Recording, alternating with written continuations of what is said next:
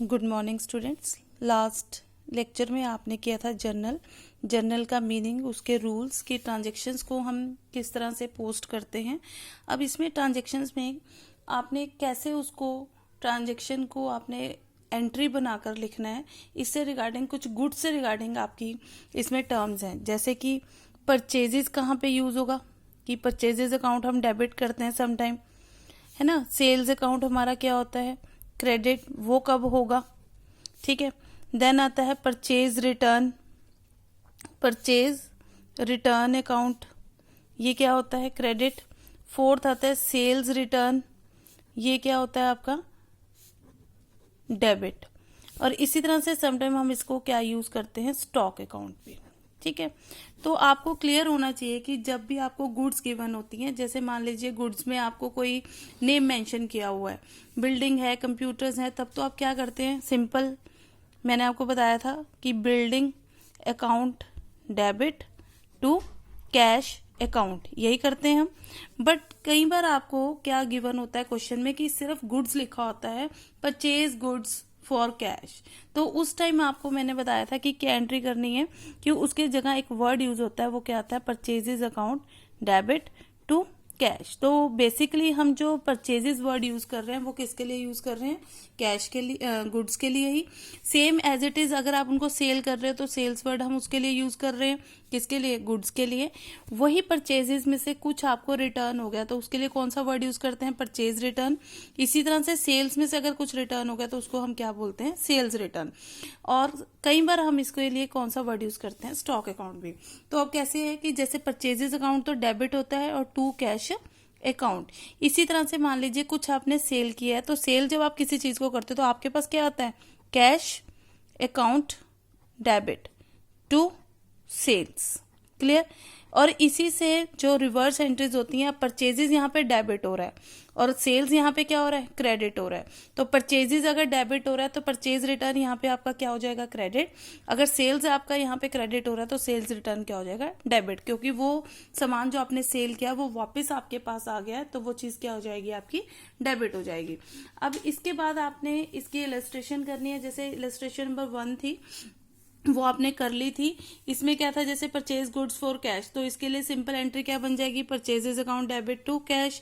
फिर आता है जैसे परचेज फर्नीचर फॉर कैश, मैंने अभी जस्ट आपको बताया अगर यहाँ पे फर्नीचर गिवन है तो आप यहाँ पे क्या लिखेंगे, परचेजेस नहीं लिखेंगे, तो आपकी एंट्री क्या हो जाती है, furniture account debit to cash. तो ये बेसिक्स है जो आपने इसमें किए हैं। अब इसके बाद जो एक नया टॉपिक आता है वो आपका किस चीज का आता है, डिस्काउंट का। डिस्काउंट सबको क्लियर है कि डिस्काउंट का मीनिंग क्या होता है। अब ये 2 टाइप के डिस्काउंट होते हैं जो हम यूज करते हैं किसमें, अकाउंट्स में। One is trade discount and the second one is cash discount. एक कौन सा होता है आपका, ट्रेड डिस्काउंट, और दूसरा कौन सा होता है, कैश डिस्काउंट। जो ट्रेड डिस्काउंट है उसका क्या मीनिंग होता है आपका, जो ट्रेड डिस्काउंट है, this account is allowed by wholesaler और manufacturer to the retailer at a fix percentage on the listed price of the goods. It is allowed when the goods are purchase in bulk, यानी जब बहुत ज्यादा quantity में आपने goods को purchase किया होता है तब आप क्या करते हैं, ट्रेड डिस्काउंट देते हैं। This discount is allowed both on credit as well as cash, यानी कि ये जो ट्रेड डिस्काउंट है ये क्रेडिट पे भी दिया जा सकता है, जो आप क्रेडिट में परचेज करते हैं, और ये किस पे दिया जा सकता है, कैश पे भी दिया सकता है। Is related to purchases not to the payment, not separate entries pass for the trade discount. ये याद रखना है, ट्रेड डिस्काउंट के लिए कोई सेपरेट एंट्री नहीं पास की जाती, जो सिंपल एंट्री आपकी होगी उसी के अंदर आप किसको ऐड कर देते हैं, ट्रेड डिस्काउंट के अमाउंट को, यानी कि इसलिए कोई सेपरेट एंट्री कभी भी नहीं दिखाई जाती। Trade discount is deducted from the cash memo and the invoice of the goods. For example, if a trader sells goods of lease price कितने का है, 1 लाख का। लीज प्राइस कितना गिवन है इसमें, 1 लाख रुपीज, और कितना परसेंट डिस्काउंट देना है, ट्रेड डिस्काउंट है ये, कितना है, 20%। तो आप क्या करोगे, 1 लाख का 20% कितना हो गया, 20,000। तो एंट्री क्या होनी चाहिए, मतलब आपने क्या किया, उसको ट्रेडर ने सेल की है गुड्स कितने में, 1 लाख का 20%, तो कितना हो जाएगा, cash account debit to sales. तो मैंने क्या बताया आपको कि इसको सिंपल आपने टोटल लिस्टेड प्राइस में से डिडक्ट कर देना है, यानी 1 लाख में से कितने लेस हो जाएंगे, 20,000, और एंट्री कितने से हो जाएगी, 80,000, क्लियर हो गया। तो जो ट्रेड डिस्काउंट है उसमें आपने क्या करना होता है कि सिंपल आपको जो लिस्टेड प्राइस गिवन होता है उस पर लगाकर डिडक्ट करके वैल्यू को आप क्या कर देते हैं, इसको दिखा देते हैं। देन आता है कैश डिस्काउंट। कैश डिस्काउंट क्या होता है? This discount is allowed to the customers for making prompt और अर्ली पेमेंट। जो बहुत जल्दी पेमेंट करते हैं, प्रॉम्प्ट मतलब एकदम से जो पेमेंट होती है, उसके लिए कौन सा डिस्काउंट हम देते हैं? Cash discount. समटाइम होता है ना, आप कैश में कोई चीज परचेज कर रहे हो तो आप जाकर बोलोगे कि भी मुझे ये चीज तो डिस्काउंट पे चाहिए, तो वो कौन सा डिस्काउंट होता है? Cash discount. In other words, cash discount is allowed only if the customer makes the payment with in a fix period. Such discount motivate the customer to make the payment as earliest as the discount is allowed at the time of making payment. So the entry of cash discount is recorded along with the entry of payment of discount. It is a nominal in nature. So it is क्या होता है? Debited when it is allowed to a customer and credited when it is received. जब आप received करते हो discount तब वो क्या होगा? क्रेडिट होगा। और जब आप किसी को अलाउड करते हो डिस्काउंट तब वो क्या हो जाता है? आपका डेबिटेड। और कैश डिस्काउंट के लिए सेपरेट एंट्री आप कर सकते हैं, बट ट्रेड डिस्काउंट के लिए आपकी कोई भी सेपरेट एंट्री नहीं होती।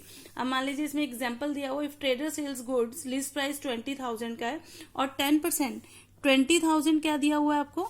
List price. क्लियर हो रहा है? देन उसके बाद ट्रेड डिस्काउंट कितना है? 10%। ये कौन सा है? Trade discount. और कैश डिस्काउंट कितना दिया हुआ है? 2%। अब इसकी क्या एंट्री होगी, कैसे इसको पास करेंगे?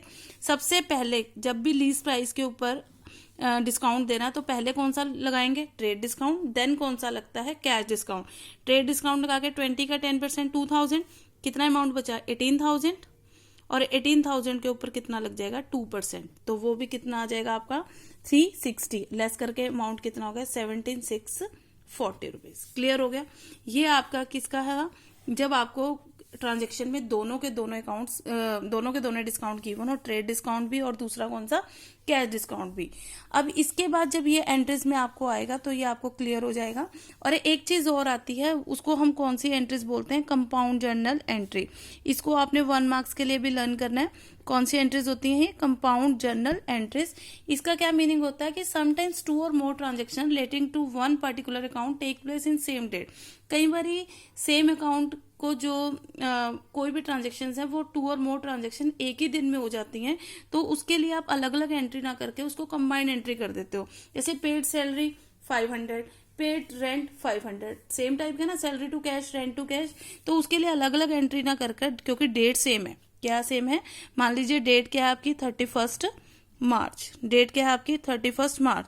तो आपकी क्या हो जाएगी? Salary account debit, rent account debit to cash account. Means that ये कौन सी एंट्री हो जाती है आपकी? कंपाउंड जर्नल एंट्री की। सेम टाइप के अगर आपके अकाउंट्स होते हैं और सेम ट्रांजेक्शन्स आपकी सेम डे में 2 और मोर ट्रांजेक्शन्स हो रही हैं, तो उसके लिए आप कौन सी एंट्रीज कर देते हैं? Compound journal entry. तो इसके लिए अलग से बेटा क्वेश्चन भी आता है कि भी कंपाउंड जर्नल एंट्री का क्या मीनिंग है ना, कंपाउंड जर्नल एंट्री क्या होती हैं, तो आपने उसका थोड़ा सा 2 लाइन से मीनिंग और उसके बाद ये एंट्री करके बता देना है।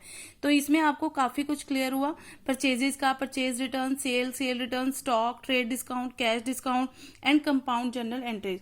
तो इससे रिलेटेड आपकी 7 to 9 या 10 तक आपके जो है इलस्ट्रेशन है इसमें हो जाएंगी और इसके क्वेश्चंस भी आप कर पाएंगे। तो इसको करने से एक चीज और है कि भी कंपाउंड जर्नल एंट्री का मीनिंग भी आपने लर्न करना है, डिस्काउंट का मीनिंग, इनकी थ्योरी भी लर्न करनी है, प्लस इसको कैसे आपने प्रैक्टिकली करा है वो भी आप इसको करेंगे। क्लियर हो गया? मीन्स इसका मीनिंग क्या होता है, ट्रेड डिस्काउंट का बेसिकली मीनिंग क्या, फिर उसका विद एग्जाम्पल। इन सबको करने के बाद जितने भी आपके स्टार्टिंग के 10 क्वेश्चंस हैं वो सारे इन्हीं के ऊपर बेस्ड है, यानी कि या तो उसमें सिंपल परचेज रिटर्न, सेल्स की एंट्रीज हैं, ठीक है, या ट्रेड डिस्काउंट या कैश डिस्काउंट से रिगार्डिंग है, या फिर कंपाउंड जर्नल एंट्री की। क्लियर? तो फर्स्ट 10 जो आपके क्वेश्चंस हैं वो इससे रिलेटेड हैं और आप कर लेंगे। Thank you.